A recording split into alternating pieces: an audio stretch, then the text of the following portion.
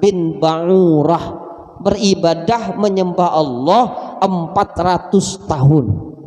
Kalau yang satunya Barsiso Al-Abid itu beribadah kepada Allah Subhanahu wa taala 100 tahun. Beribadah kepada Allah Subhanahu wa taala. Coba bagaimana cerita yang Allah bikin buat dua orang yang ahli ibadah di awal. Subhanallah, ternyata tragis akhir hidup keduanya tersebut. Kalau Bal'am bin Ba'urah, Allah akhiri hidupnya dengan menyembah matahari.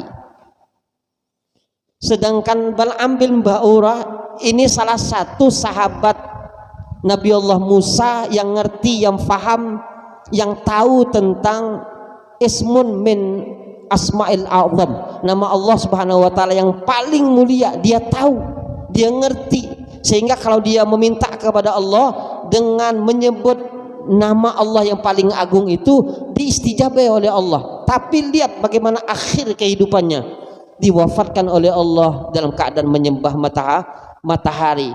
Lalu Barsiso yang 100 tahun beribadah kepada Allah Subhanahu wa taala, bagaimana juga tragis akhir hidupnya. Dia matinya mati kufur, menyembah iblis. Jadi ceritanya suatu ketika anak si raja dalam keadaan sakit, anak raja. Lalu anak raja pergi ke rumahnya Barsiso untuk supaya Barsiso ini mendoakan anak raja ini sembuh. Cuman iblis kada mau tinggal diam tuh. Digoda tuh Bal'am bin digoda Barsiso.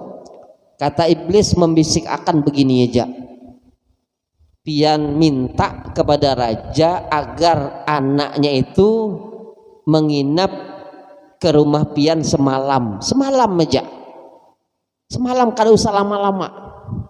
Pada saat itu diinformasikan ke raja, raja mengiyakan, nggih kada bapak semalam aja. Habis itu iblis ndak tinggal diam, hanya tidur di rumahnya Barsiso hanya semalam, kepingin lebih daripada itu. Maka Barsiso digoda dengan apa?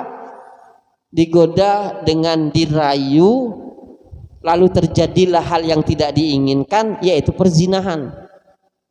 Karena nginap satu malam, di malam hari berzina tuh Barsiso dengan putri raja. Maka pada saat sudah berzina, iblis tidak mau hanya sampai di situ. Itulah kemaksiatan akan menarik kemaksiatan yang lain. Hati-hati. Kalau kita lah melakukan kemaksiatan satu, itu setan tidak mau kita hanya maksiat itu saja yang kita lakukan. Dia akan menggoda bagaimana caranya kita akan bermaksiat dengan kemaksiatan yang lain lagi.